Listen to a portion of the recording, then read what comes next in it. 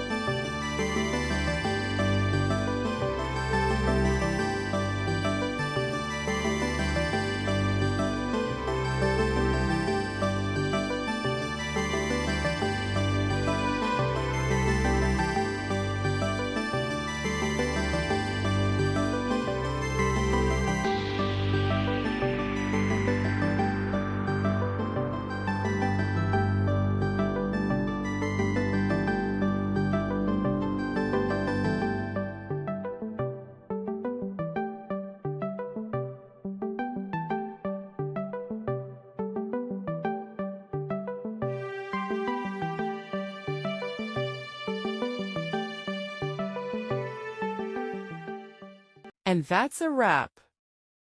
I hope you found the answer you were looking for. If you did, take a second to hit that subscribe button. It really helps out. And let me know in the comments which solution worked best for you. See you next time in the debug zone.